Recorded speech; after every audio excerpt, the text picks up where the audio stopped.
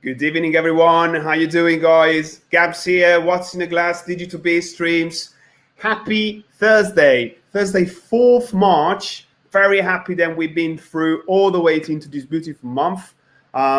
Welcome to this lovely live streaming. We're pretty regular. We're doing it every Monday, Tuesday, Wednesday, and Thursday. And what we're trying to do in here is trying to be connected with the best personalities within the craft beer community and the hospitality industry within London, the UK, and outside the UK when sometimes it happens as well. And I'm trying to be the best communicator I can. I've been into this industry from 10 years now. I've been working in bars, pubs, breweries, tap room, bottle shops, you name it, I did it. And I love it. I think I can't really stop to, connect with people that I already know, new people. And this is one of the most rewarding experiences that you can have within this industry.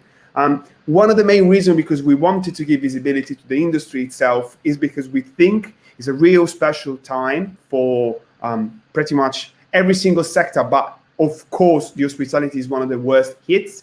We're lucky that we received some good news, so we don't have to be very sad anymore going forward. We have a bit of relief. There are some good words, and I'm trying to ask the guests as well if they want to speak about it. What is the vibe? What's going on? If they're a bar, what's the plan are? If they are a brewery, what the plan are as well. And I think it's really, really important because this gives the sense of, where we're going through, what is the vibe in general. And again, the beauty of being in contact with all of you is that we can manage to share all of these different experiences. And the Digital Beat Stream is a show that was born in May last year. We finally did 48 for the first season. We are around 20 right now, and different platform. Now we're using Facebook and YouTube. It's really working. There is a lot of engagement. People like it. And I received good comments, so I may keep doing it. And Turning the Tide is another project of us. Turning the Tide started as Declaration of Love for London pubs, and it's a 5-episode show, and we are going to try to show you how London drinking culture is transforming along all of these months, and you're going to see a lot of things coming on. But for now, Digital Beat Streams. As I said, London is the place where I live. London is the community I'm part of, and you're ending up to know many people from the London beer scene, if you want to call it like that. And it's beautiful because even if you don't see some people from a while, you don't really feel that a time has passed. You're probably gonna say, hi, how you doing? Like it was just yesterday. And especially and with people that I work with, I always have this kind of a good, connections, and from new people as well, when they're beautiful, when they speak with love and with heart,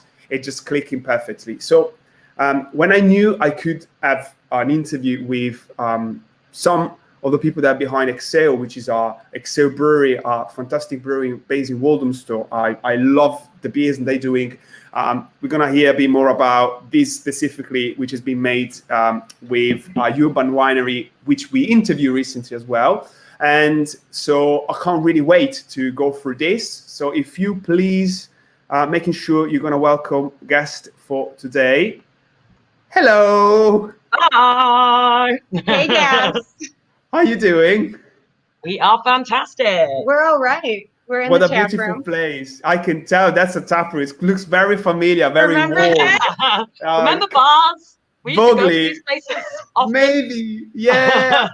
I think I did a couple of times. Yeah. Oh, first of all, welcome. Thank you very much for spending time to be here with me today. It's lovely to see you again. Kathleen, that's your name. Then I used to call it when we were working together at Clapton Craft. And very nice to meet you, Xanthe, for the first time. It's beautiful to hear a bit more about what is going on. And normally, the first thing that I'm doing is if you can introduce yourself and if you can introduce the brewery, so then we can crack on and going through all the chat that we're going to have today. That's your stage.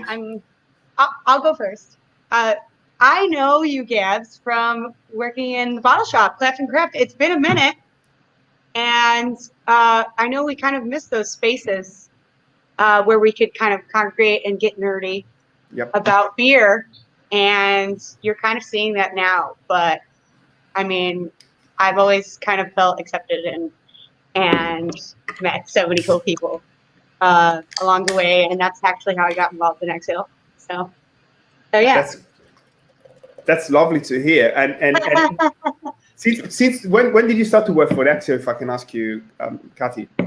Actually, I worked for them when they were Hale Brewing, just starting out in a shipping container in Tottenham. So it was Tottenham Hale was the original name, and obviously outgrew that space. Yeah. And when they crowdfunded and started their own brewery, I met up with them later on because I found out one of my best friends, Xanthe, was going to be the taproom manager there, and I think it was like March or something when you. I know it can't have been. It was after lockdown. Actually, it was like, you know how after lockdown. You said you were going to join us. Yeah. I was like, now's the time. Lovely. And Xanthe, what about you? May I ask you, when did you start to work, and introducing about yourself as well? Yeah. So I didn't work for the brewery originally. I used to work at 5 Miles, which was the club that Hale Brewing was outside of. Yeah. So I used to run the bar, ended up managing the bar there for a couple of years. And then when they decided to move the brewery out, I love Mark Hislop so much. He's the head brewer here. So basically I was like, please will you take me with you? And he said yes. So I came with them from, like, I helped paint the walls and everything when we first moved in. The first couple of hectic weeks of crazy building site, everything. So I've been here since before the beginning, actually.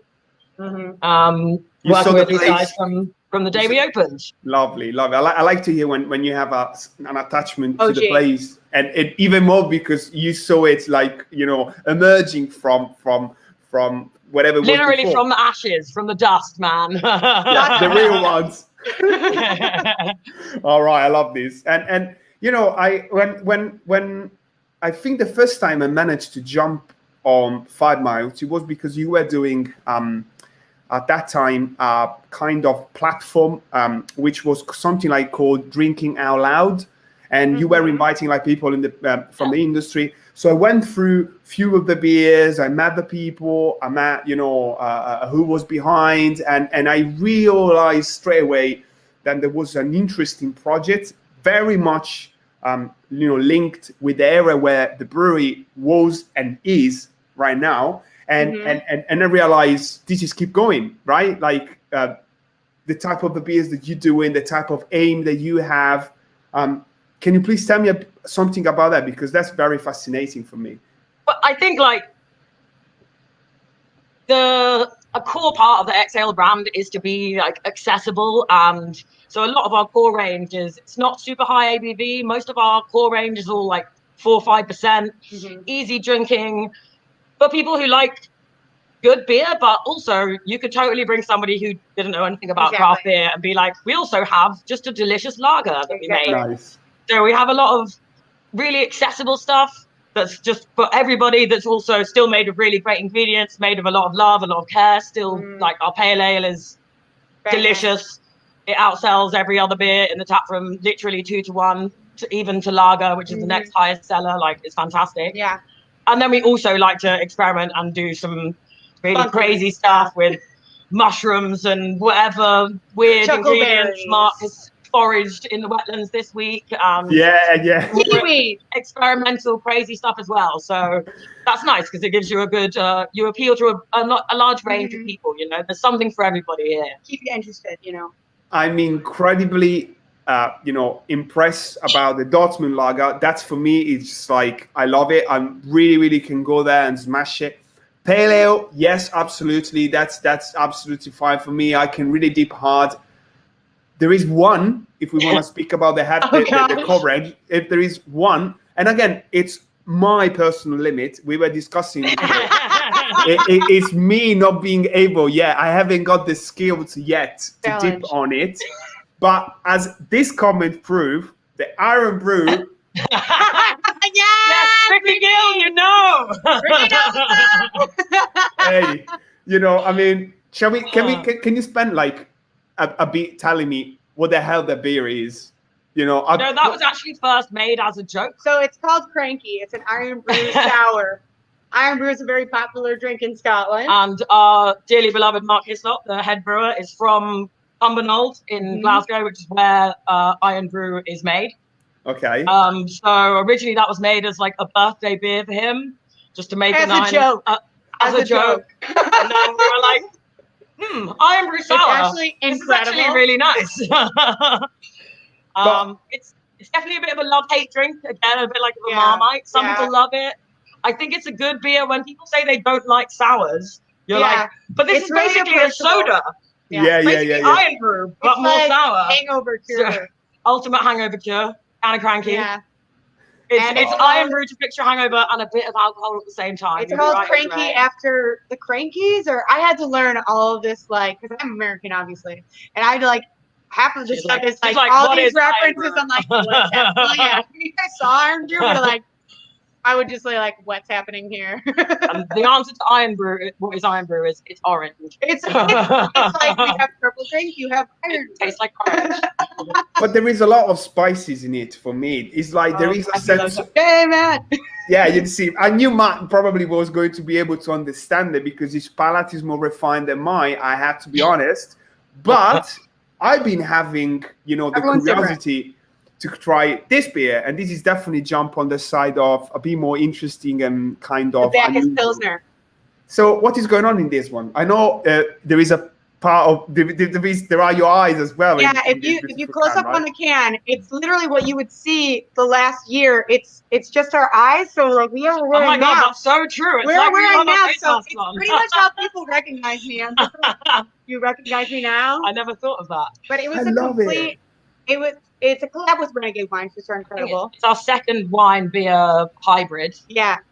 So you can see all the little faces. And actually putting Xanthe and my face on it was a complete surprise. Thank you, Steph. Yeah, shout out Steph. It was just like basically people from Renegade and from Exhale. Like these are the people that kind of like make it, like the faces behind the scenes. And the beer itself is just like sat on the white wine grape skins. And so you get a little bit of that, like it's red. Red wine. Sorry. That one's red. Red wine, red skins. I think it's red. Yeah, and so you basically we don't have any more. It's all sold out now. You've got like the last time, man. So you gotta like get hip with that while it's out because our stuff is like just like it's gone now. But I do have the grisette as well. Yeah. It's very much still a lager, still Pilsner, but you get like some minerality and some like I don't know. You just basically get kind of like a bit of dryness from the wineskins. Yeah. Well, really I'm not going to have a sip until we cheers because I know you may have a beer in front of you as well. Okay, cool. We have a pail here. Cheers. Cheers, everyone. Cheers, everyone. We miss you. We miss you all. But really do. I'm super now. No, I'm just kidding. The day that we had that shift in Clapton Craft in Clapton, the E5 shop, I remember like a very beautiful evening. I think we've ended up to singing the No Effects and Rancid probably at the end of the day. I'm Italian American and you're Italian, so I'm always going to try and prove myself to you. That was like, a good night. But it was so good. Let me put it in this way, right? So the thing that you are in that specific area, what that means, I'm sure in Walthamstow, right, there are so many breweries. The fact that you are not far from the marshes, it's a very interesting area. You were saying before then, you had some visit from people that were coming to collect, cans as well in the shop. So how's the vibe now? What do you feel about the area and the place? I guess like straight away, we're open on Saturdays now just for takeaway. We have like a bottle shop, and since like so much of it now is like cans and to take away, we still have people that'll spend the day like getting their exercise in the wetlands, and they come like straight over and they'll like get a couple beers for the week or whatever. And also we even have like one of our customers goes fishing and brought me like 2 trout the other day. It was like, here, you want some trout? Yeah. Like, this is the kind of business we are. They're like, you have to take the trout so I can buy more beers. Put them in my bag. Like, I'm just like, I love our customers so much. It was delicious, by the way. I'm sure. Well, I think we have like a huge local. Our main bread and butter is our amazing local residents. Like they are what has got us through this lockdown. The people who every week, even if they only come in and buy like 2 cans, you know, it all adds up. And it's so nice to see all the same faces that you recognize from normally when we're open in the tap room. Yeah. We still see them all coming in every week, every couple of weeks, to still make sure that they're all like, we don't want you to go. We're going to come and buy beers because please don't disappear. We need you. We love you so much. It's so lovely. That's great to hear. Yeah. But again, this is what I was expecting from the area itself. Like, is a beautiful borough in what we could say Northeast London, even if it doesn't really exist in Northeast of London. And of course, it just, you know, match all of these beautiful things together, which is like, it's cool, but it's friendly, but it's a community, and it's a good getaway to the outside of London itself. And you say that you were doing like some you know, interesting kind of unusual type of beers, and I know this is a good occasion to mention the fact that you've been doing a beer for International Women's Day, right? Let's crack it. I haven't tried it yet. So, we haven't tried it out the cans yet, guys. Also, Xanthe designed the artwork. I did not design the artwork. I came up with the concept for the artwork. You came up with this concept. My lovely friend Marlena, at Toonie Binder on Instagram. Yeah. One of my old friends actually made the full label for us. See it. You'll see it on Instagram, but basically you've got Hathor, the Egyptian goddess. It's lovely. Give it to me. Let me drink it. Yeah, so we wanted to make a beer for International Women's Day because we have, I can't count. How many women work here? 4, 5, 4. We're a small team though. So we really wanted to brew a beer for International Women's Day this year. We thought about it last. We just kind of forgot to basically do it in time. Yeah. So this year we were like, let's make sure we're ready.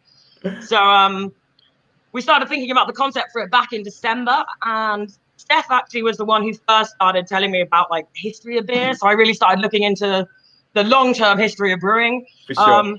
And I think it's really interesting that women, especially in ancient societies, women were the main ones who did all the brewing. And then it's around like the Industrial Revolution that women kind of were phased out of the beer industry. Basically, they would still run taverns and stuff, but they weren't a part of the brewing side of things.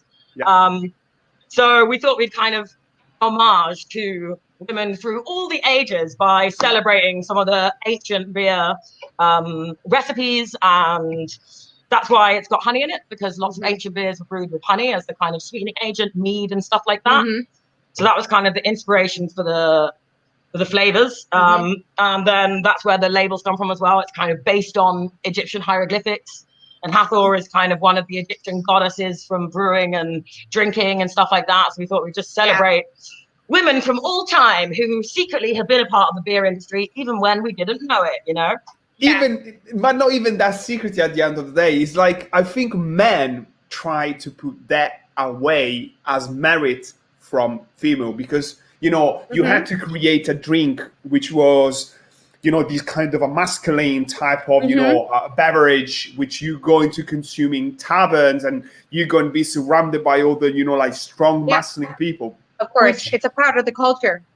Which is, it has to go. If it hasn't gone yet, it really has to go quick. So honestly, that's why we celebrate the entire month where we're going to have just, you know, female representation of the brewing hospitality industry. So I thought this would be a great occasion to know about the project. And I saw some beautiful pictures as well on social media. And is the beer available already?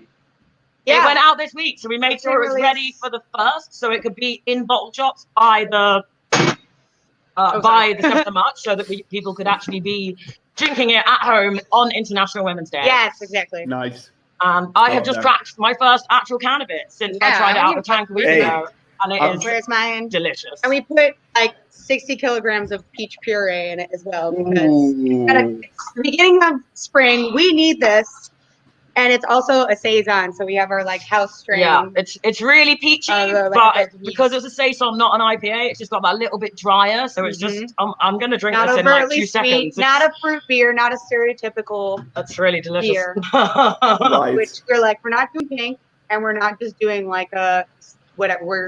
We have our own. But at the same time, we didn't want to make something, because as well we're donating 10% of all the profits to Yvonne House, which is a project supporting women suffering from domestic abuse and stuff based in South London, which if you want to donate more to them, scan the can, guys. But because we were doing that, we didn't want to end up brewing something really unusual, which would still be delicious, and then it would be sitting on the shelves and like not moving really slowly, you know. So we wanted to make sure that we did make something that would sell, so that we could give the money to this charity. So it's not like sitting around forever, because you know. Yay, Natasha! We can't wait for you to try it either. Well, I think there's going to be a lot of interest in the beer itself, and especially because, you know, as we said, the excuse to support the beer industry and in the same time doing something good for all the industries or all the parts of our society is so important. So well done. This was a great idea, and I'm sure it's going to fly out from shelves. You can see Mother Kelly's as well say it. So, you know, and you know, Kelly. Something that I would like to ask you, as representation, like human representation, human part of the industry as well. But as we said, you're part of the female part of this industry. There is something which is really interesting to hear, and is especially you, Kat, as you've been working within the industry from a while as well. But even if someone like you, you know, Xanthe, then approach it a bit maybe probably later. Then you know, then Kat, what do you feel about the industry itself? Like, how do you feel? Do you feel comfortable? Do you feel at home? Do you think it's safe? What would you say to someone or another female person that maybe would like to, you know, approach the industry in London and maybe outside London? What would you say? How would you describe it? Well, I just think ultimately visibility is really important in our industry. Like, I'm so lucky that Xanthe is a female taproom manager. I feel safe when I'm working around her. You know, it's like when you come into our space, it's inclusive, and you're not going to be like even like female members of staff, females that are drinking. It's like, it's not a problem here, because you're not just like in like a normal pub. It's, I don't know, I think it's just part of being part of like the craft beer industry is it's so much more inherently diverse, because you are going a little bit against the mainstream. But at the same time, as a woman, I have run a bottle shop, and I have been asked, where's the manager, and been doubted, you know, that I could give really good beer advice. And that's a problem. We just basically, I think, visibility, because they're not used to seeing it. And I think we're in a position where we can just, we can show that we have skills and we have taste, and that speaks for itself instead of just our gender. So I think, I think I've really like had a overall positive experience, but there's still like plenty of improvement that we can achieve. For sure, she's absolutely right. There's always room for more improvement. But I would actually say that maybe converse to what people might expect, because like you said, you kind of feel like the beer industry, especially maybe craft beer, is like more the domain of men. I worked in a couple of, I mean, I'm sure we all have worked in other hospitality jobs before we found the way into the lovely world of craft beer. But I would actually say that I found the craft beer industry as a woman a better place to work in a way, because I don't want to generalize here. Every brewery is different, etc., etc. But I'd say there's, like you said, there's more scope for inclusivity and more, just more space for us to grow. And like the fact that you're, not that anywhere necessarily judges you for being a woman, etc. But you need to prove yourself, you know? Yeah, there's less proving to be done here, because if you, in craft beer, if you can walk in and say, I know about craft beer, then what else? Nothing else like necessarily really matters, you know?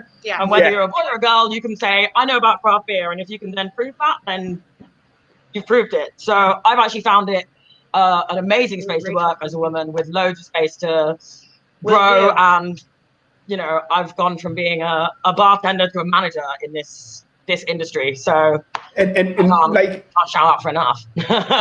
Something that I was amazed to see, it was the reaction since you know, kind of representation of unite part of the industry, which were wanted to create something remarkable. We're creating new experiences, and International Brew Day, International Female Brew Day, International, all of the celebrations that are happening in this month. And, we have Natasha here from Crafty Beakers.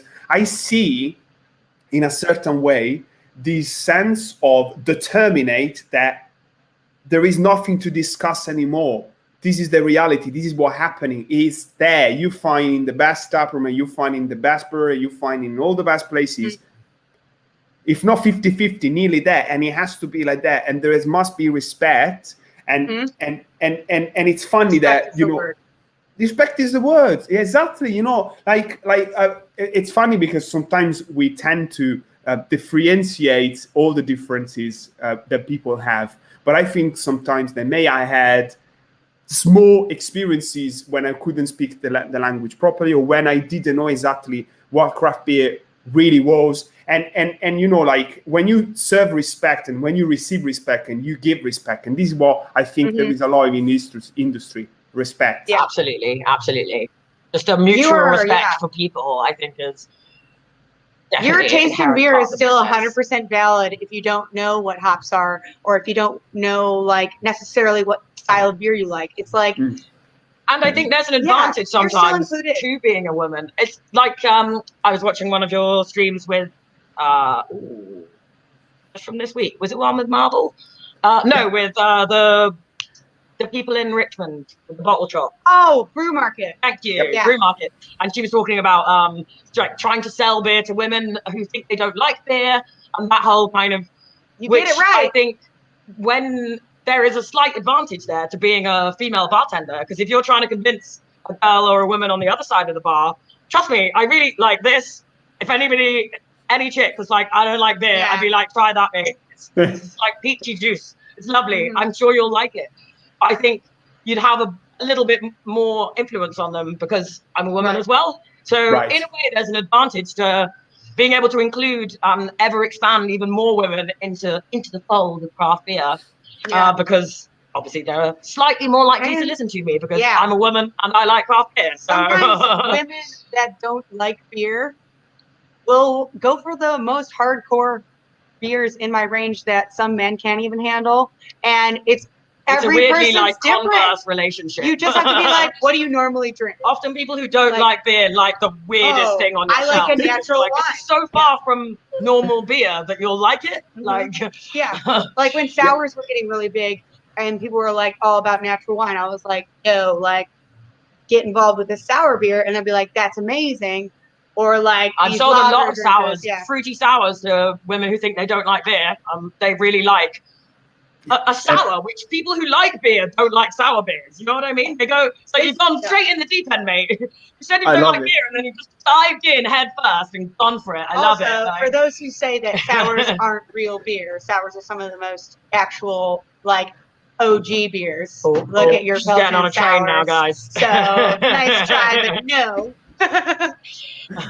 I remember that I was selling some of the most complicated beers in both the bottle shops and the taproom to persons that were curious, didn't have any sort of prejudgment on whatever they were going to drink. So yes, very often, where female, where girls even they were coming to the set and they say like, what would you have? Just I want to be impressed. Or sometimes I love these sentences, and it happened many times, and it was just like, I'm gonna eat this tonight. What would you recommend? And I love that because not many people really does that. I'm gonna have some Mexican food, Thai food. What would you recommend? You have a fantastic range. Where shall we go for? And then that's what you're paying for. That experience, the bespoke service. That's like, I was lucky to have a job where I could drink beer and advise people on what beer to drink. And there were people that would come in specifically when they saw me working and be like, Caitlyn, what do you got for me this week? Last week was banging. Yep. That just filled me, well, for every guy that's just like, where's your manager? There's that one guy that's like, Caitlyn knows what's up. And I'm like, ugh. Yeah. That's what's up. I really do have a question for you. And this is so interesting because you are people that love other people and love people coming in your place and, host them, giving them a fantastic experience. I've been asking most breweries recently how they feel about coming back to full in-person interactions rather than just digital. And my question for you now is, do you think experiences like this, digital events, digital festivals, will stay and will become an integral part of our industry, or when there's going to be a chance people will switch off to offline again? Ooh, I think it's going to be both, isn't it? Like, to an extent, part of you is going to go, right, that local beer festival that's right down my road, I'm totally going to go to that.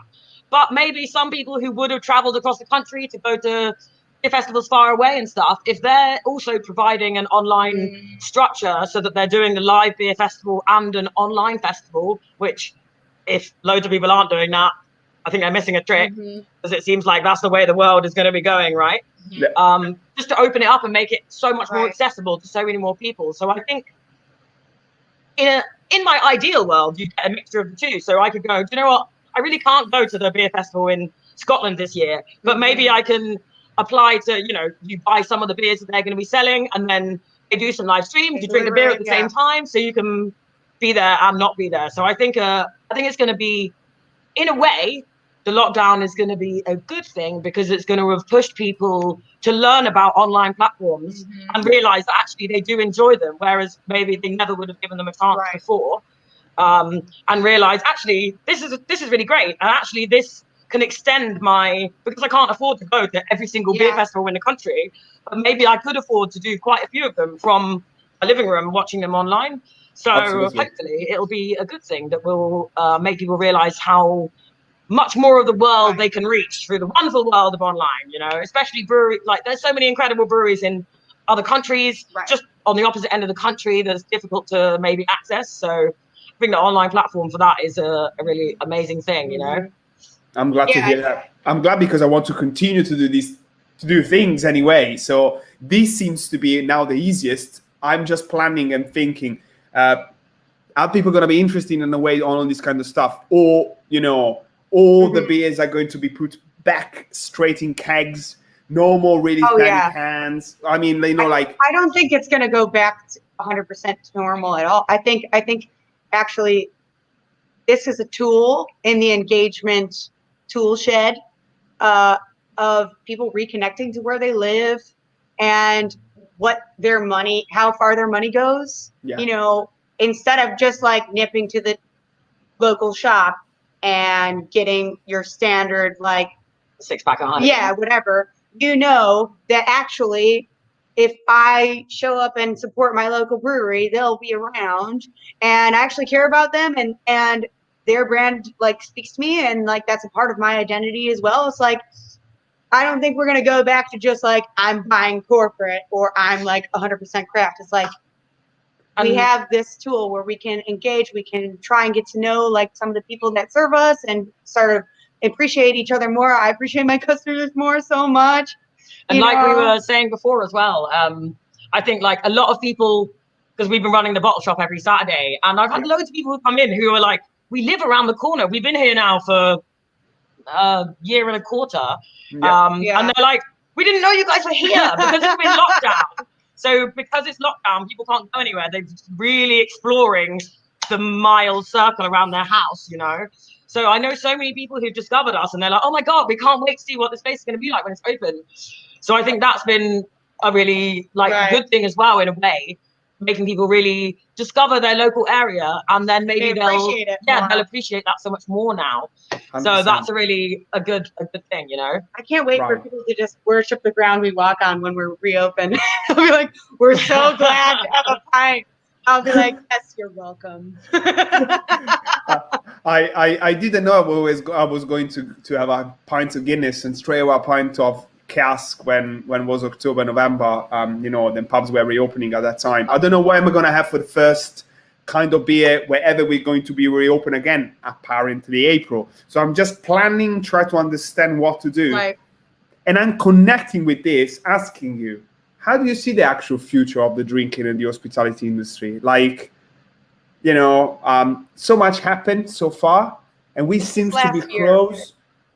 So what's happening? Like, how do you see, if we would sit again a couple of months, how would you look our industry? How would you look our beautiful community and our places? Are we talking craft beer or are we talking overall hospitality industry? Because I think there is definitely a little bit two different strands to that. Interesting. Can we mention these, please? So, well, I think, like, you know, I'm a Londoner, so if you think about bits of, I'm sure people can apply this to whichever city they live in, but like in London, Shoreditch, the city has been completely dead. I've cycled through it a couple of times to get stuff, and it is a ghost town. There is nobody there, nobody lives there because it's all the offices and stuff. And that's an area where there is a lot of bars and like a lot of hospitality industry people will have lost their jobs from this, which is obviously a bad thing. But when the world reopens, they won't get their jobs back because those offices are not going to be full again of people like they were before. So I think a lot of areas around there are going to be really hard hit. But the flip side of that, the other side of the coin, is that people are appreciating their local areas more, and maybe people are staying at home to work and then going to their local pub for a drink instead of the pub in the city where they go to around the corner from the office from work, you know. So even though some money's moved out of this area, maybe it's moved back into the local areas that arguably maybe it's better to be sustaining.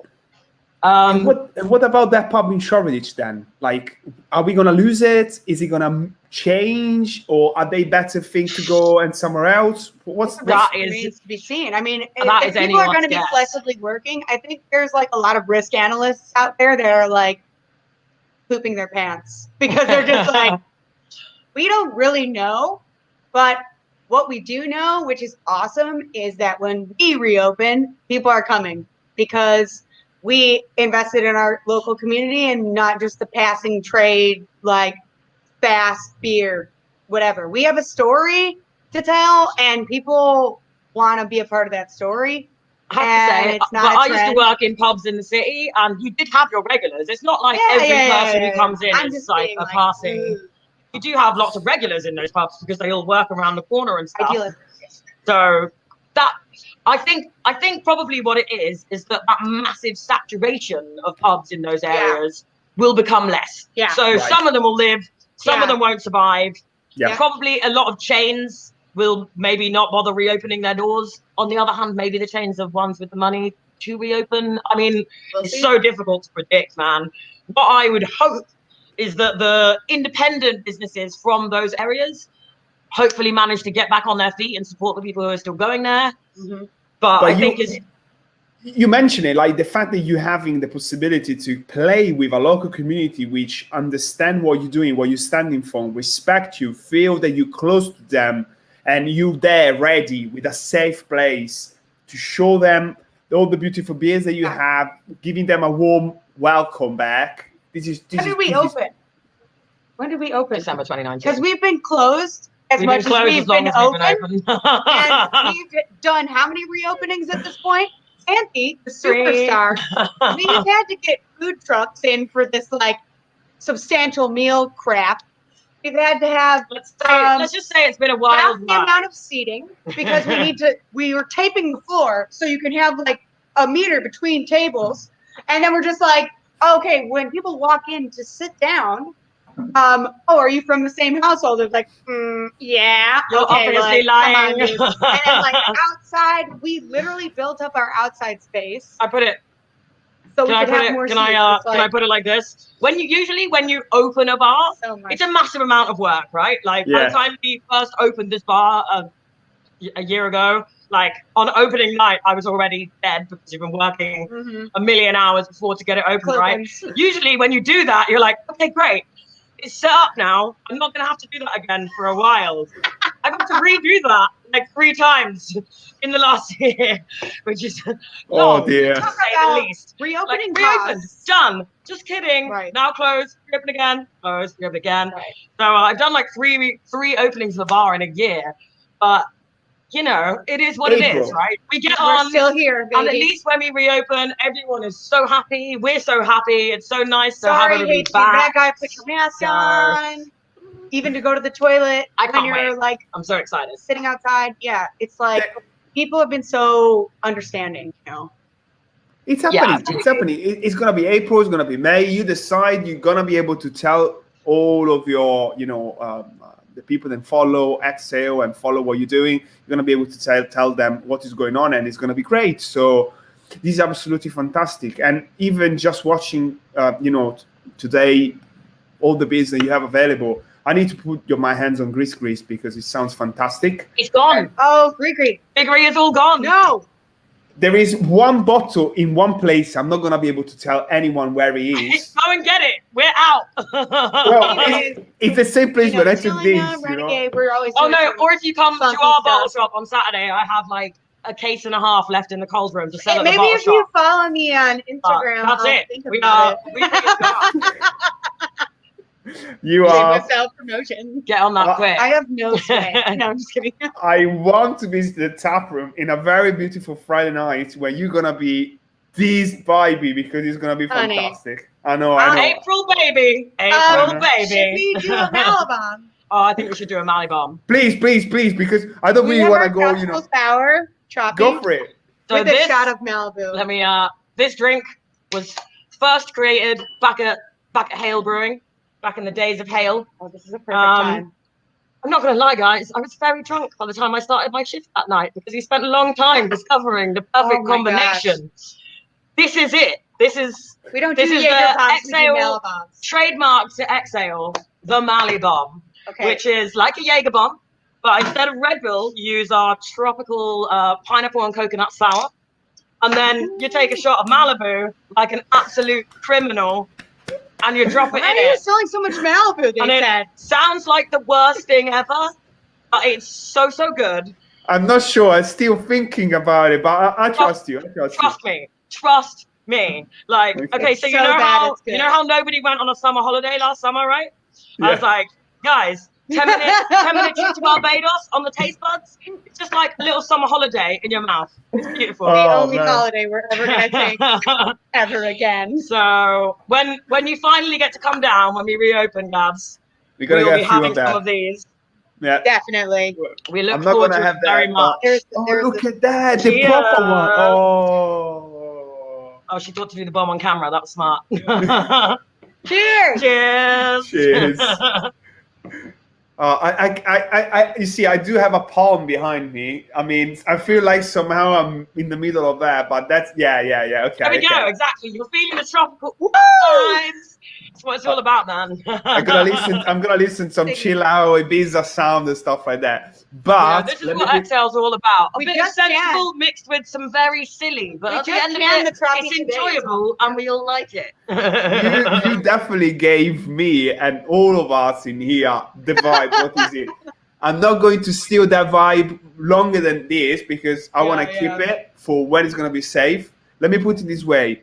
Thank you very much for being tonight with me. It has been fantastic. You have so much energy and you are very, very positive, which is a very interesting, an important skill to have. You're beautiful, you're fantastic. And I would love to, Thank you so much for having us. It's been an absolute pleasure. I'm going to see you very soon. This is the most fun I've had in a long time.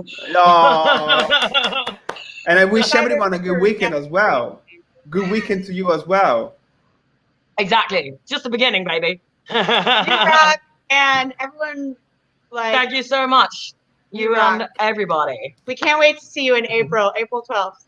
Fingers crossed. Bye, everyone. Take care. Bye.